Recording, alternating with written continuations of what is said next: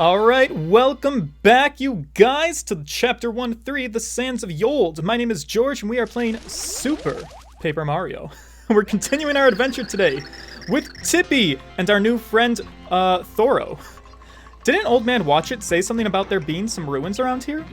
Right, so we left the Yold town last time. We've made it out to the desert, and we're looking for the ruins, which will hopefully be the home of the Pure Heart. The Pure Heart can't be far now. We'd better not waste any time.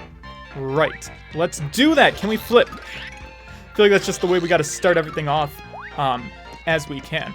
So it's a new day. I'm ready to do things and stuff. And boy, you guys, we've got quite a way to start. Ah, fuck my life.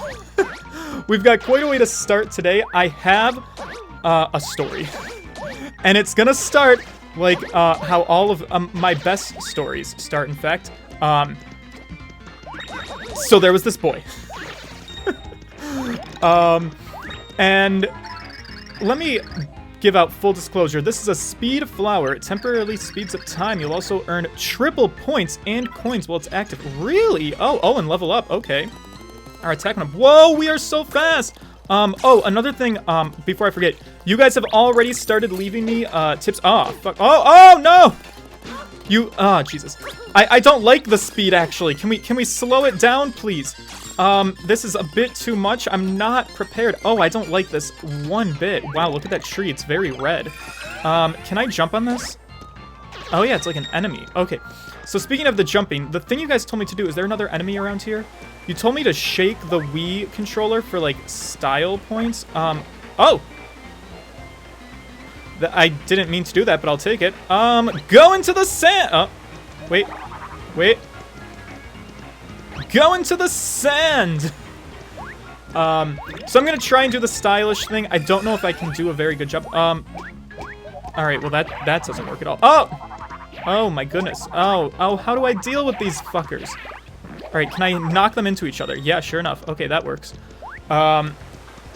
So, full disclosure, there was this guy who I had previously had an encounter with.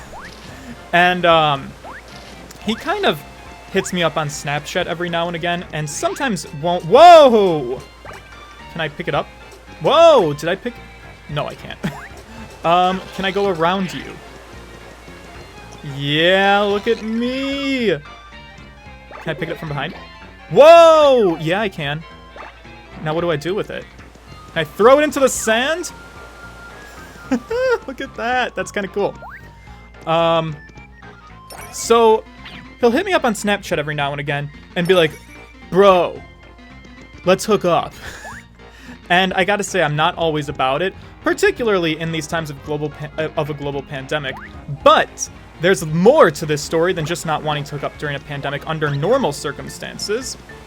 This is information that I would normally keep to myself. It's not really anybody else's business, but a very close relative of my family who I had seen recently, in fact, tested positive for coronavirus.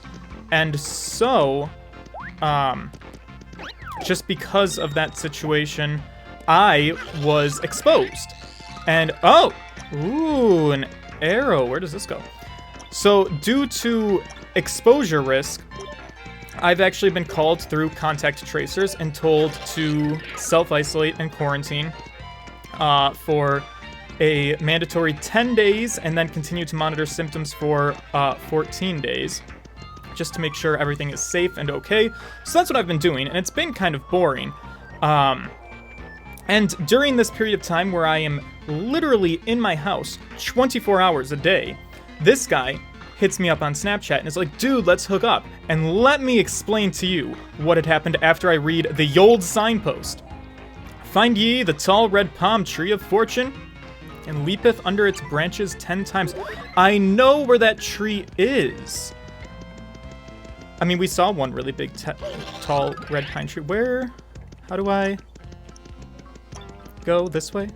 Oh, man. Backtracking for the win. So, this guy's all like, why don't we hook up? And I explained to him my situation. I'm like, dude, first of all, I'm literally in quarantine and cannot leave my house. And, Oh, when I tell you what this man said. He starts going off and sends me message after message after message. And it's like, you know when somebody sends you like 30 messages in a row, like sequentially really, really fast? And they're all like, you're lying, what the fuck, you just don't want to hook up, why are you being such a pussy, don't be a pussy, come, let me suck your dick. And I'm like, holy shit, this dude is a fucking psychopath. Oh my god, why have I ever talked to this guy? This is terrifying. And so I basically just respond, and mind you, I tell him about this close family member that I have that tested positive, and that's why I'm staying at home. Even though I really wouldn't hook up with him anyways, because, you know, pandemic and all. Oh, did we do something? Yeah, we made a door. Interesting. Okay. But he's not having any of it. And he never asked about the family member. You know, anybody else in my life who I've told this information, usually your first instinct, I don't know, I guess just if you're a decent person would be to, like, oh, I'm so sorry to hear that. How's your family member doing? Are they okay? Are they well? Are they deadly sick? You know, some form of compassion, but I get it. You're just trying to get your dick wet, so you might not show the most concern. That's fine in and of itself, but if I'm telling you that I've been exposed, potentially, to a virus and I'm staying home, the least you might do is not insist that I come soon. He's like, well, if you don't have any symptoms, you're fine. Just come on, don't be a pussy. And I'm like, dude, I literally have a court order telling me to stay home. And he's like, no, that's a load of shit. That's not even a real thing. And I'm like, my guy, what do you mean it's not a real thing? That's how this whole thing is working, and that's how it's been working for months. The contact tracers, if they trace you as being an exposed victim, or just like an exposed an exposed person to the disease, they will send you a court order to stay home because that's what you have to show to like an employer so that you don't get fired for not going to your job for like 2 weeks. You know, you need a reason to just not go into work. Mario, can we? There we go. So this dude just blows my mind, and I'm not normally one to take screen grabs or like expose private conversations, because I feel like that's kind of tacky, and I don't know, I feel like private conversations should stay private, but I did have to screenshot this because this conversation was so wild to me. I'm like, this can't be a real person. This person's delusional. Like, I can't imagine, even if you're somebody who is like an anti-masker.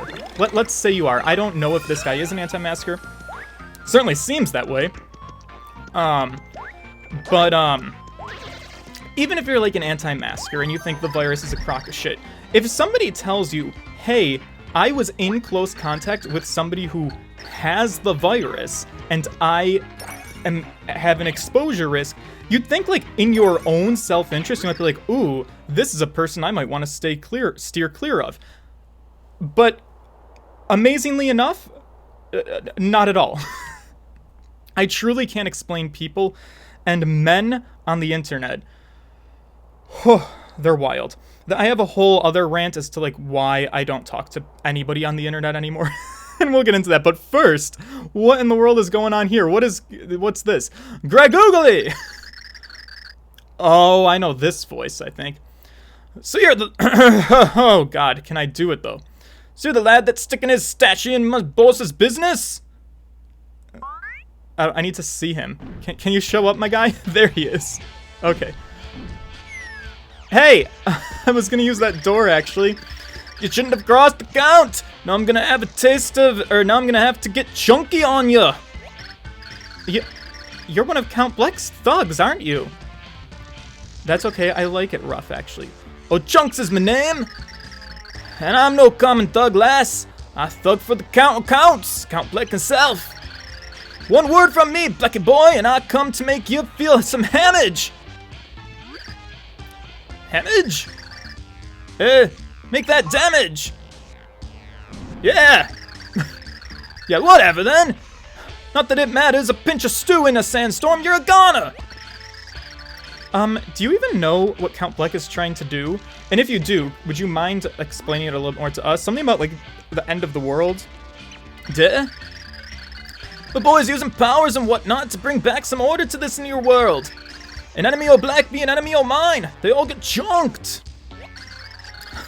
Is this not just like a perfect parallel to the world that we're living in? You know, not calling names, but a little bit like a cultish mentality of, you know, worshiping somebody who's a prominent public figure who's promising you the world, whether or not they'll be able to fulfill that promise. You know, this Chunks is a lot scarier than the other enemies we've faced so far. Maybe you should use my power to investigate him when we start the battle. Wow, okay. I'll investigate every inch of his body. Enough is enough already! It's time to thunder down from high on and deliver a beating all the ages! Chunk on it! Okay, my dude. Hang on, can you pause 1 second? I've actually gotta take a peek inside of your soul really quick. That's Chunks. He's a big bearded warrior of a man. My favorite. Max HP is 20, attack is 1. He can grab you by the feet and hurl you. If you're in reach, he'll toss you, so keep distance. Keep your distance. But you can turn the tables on him and use Thoro to send him flying. Oh, can we throw him? Oh, Lord. Yeah, here we go. Did we do anything? Oh, do I have to jump on him? There we go. Okay, so that did 2 damage. He has, what, 20 HP? Well, pardon me. I just want to throw you around a little bit and jump on your head, actually. It's what I do to all of the boys that I try to court. Funnily enough, I'm still single. Can you imagine why? Actually, Chunks, while I've got you here, can I tell you about my Twitter crush? There's this really handsome boy. He exists on the internet. I've talked to him a little bit. I tried sliding in his DMs. We've Snapchatted a couple of times, but I can't get him to give me the time of day, and it makes me very, very sad inside, actually. And today on Twitter, the reason he's on my mind is because I saw him flirting with some other Twitter gays, and it made me sad. Pretty much social media just makes me sad, but also I can't escape social media because I'm under quarantine and I'm locked in my house, Chunks. I don't know if you know what that's like, being out here in the desert and all, but what I will say is it just kind of really gets under my skin because all I can do is sit on my phone all day and look at the internet because I can't go anywhere. And the more I do, the more sad I get. My God, quarantine is hard, my guy. In fact, I really appreciate that you're here to talk to. I'm chunked! Leave me alone! Oh, I'm sorry, dude. I was just trying to be your friend. Chunks, you failed me. I got bumbled on you. You barely sweat your brow. Eh? What kind of strange little man are you? My name's Mario, actually. I've got these 2 little fairies. They're actually pixels. Tippy's the newest model, to be fair. This strange little man is none other than the legendary hero Mario. I just said that. Can you calm the fuck down, Tippy? Maria, eh? 'Tis an odd name, yeah, but you bet your baby I'll remember that. Thank you. But you can't misgender me. It's 2020. His name's not Maria, it's Mario. You remember this, Maria? If you didn't look like such a wee toddler, I wouldn't have taken it so easy on you. But hey, I've to give it up for your effort, so let's call it a tie. You better get some chunks of your own for next time, though, eh? And while you're at it, why don't you wax that bony stache of yours, Maria? Whoa, I will wax my bone when I'm good and ready. Chunks away! Jesus. Okay, dude. I like the flair. Did you understand a word of what that goon was saying? It's really hard, honestly. I'm not a professional voice actor, so... and sight reading is hard in and of itself, but I did my best. Can you please stop judging the fuck out of me? I did what I could. I think I've gotten a little bit better. It's a very relative term, though, isn't it? Alright, what's going on here, actually? Alright, there's a door that way. What is this away? Another, oh no, 2 doors. This is starting to feel like a maze, actually. Whew. Pardon me. Getting a wee bit sleepy. Oh, it's another sign.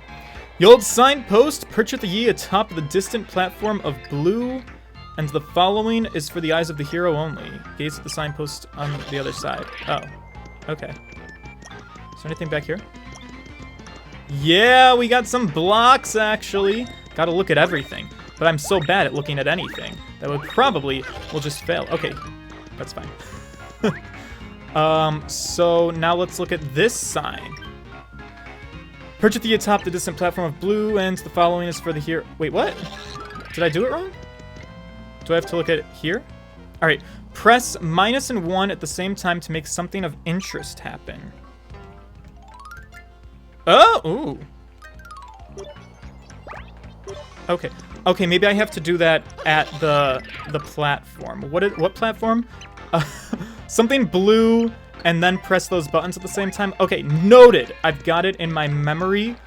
I will try my darndest to make exactly that happen. Let's go. So, yeah, anyways, that was my really wild Twitter interaction of just this guy who, you know, at one point I thought was just this chill dude, and now he's, like, berating me and calling me a pussy because I'm not gonna let him suck me off. Which is a real fucking weird thing to say out loud when you think about it. But this is why I don't talk to people on the internet. I am notoriously bad at, responding to, like, DMs. I get messaged from a lot of people in, like, my, social media DMs, Instagram, Twitter, I guess not really TikTok, because you can't really message people on TikTok unless, they're following you, and I don't follow a lot of people on TikTok. But the idea is still the same. And I feel really bad about it. Now, if sometimes people leave me really, really heartfelt messages that are really sweet and nice, and I will be like, oh, thank you, because I do read pretty much everything. I will, if you send me a message, I will get it, and I'll be able to read it. But, I've just learned that too often with, like, strangers for the internet, if you give them a little bit of your time, alright, so there's a platform. Is there anything over here? If you give them a platform, and you basically start a conversation with them, I've encountered it where a lot of times people will take that too far, and they'll start guilt-tripping me into talking to them more and more and more, and suddenly it's like if I stop responding or I don't respond enough, if I don't give them enough of an answer or I don't respond quickly enough, they get angry at me, and they guilt-trip me into being like, why aren't you dedicating more of your time to me? And it's like, it makes me feel like I'm being an asshole, but it's not fair to make me feel like I'm being an asshole, because it's like, dude, I'm sorry, and I don't mean to make you feel bad, but we're not, like, real-life friends. We don't really know each other. You're someone from the internet, and I don't know. I have a job. I have a life. I have other obligations to meet, and I simply can't respond to hundreds of messages all the time in my DMs. And I feel like that's such an asshole thing to say, but it really shouldn't be an asshole thing to say. You know, I think what people need to get through is that nobody owes you their time, particularly strangers over the internet that are only messaging you because they, like, want to either sex with you or get nudes or hook up or maybe even date, maybe even form a friendship. You know, it's totally fine to reach out to people, but sometimes you can't get everything you want, and that's just the way it is. Like me and my Twitter crush. I would love more than anything to take this boy out on a date. I even asked him out in a video message once that I never ended up sending because I couldn't get him to talk to me enough. It was very sad and embarrassing. But, like, I can't really get mad at him for not being interested in me. He's just, you know, a human person that's living his own life. He just happens to be really fucking beautiful, is all. Do you want to save your progress? Yes. I can't believe we finished the level already. That was pretty fast, actually. I feel like time flew. Save complete. Somehow, Mario had found the strength to cross the desert's sweltering dunes. Yeah, I feel like it helps when you talk a lot. Ahead was a sprawling complex of ruins rising out of the sand. Thankful for the shade, Mario and Tippy ventured deeper inside. They were the very ruins Old Man Watchet had warned them about. What dangers lurked in the shady corridors ahead? I don't know, but something tells me we're gonna find out in the next one, Chapter 1-4, Monster of the Ruins. I will see you guys there. Thank you so much for your time, and as always, toodles!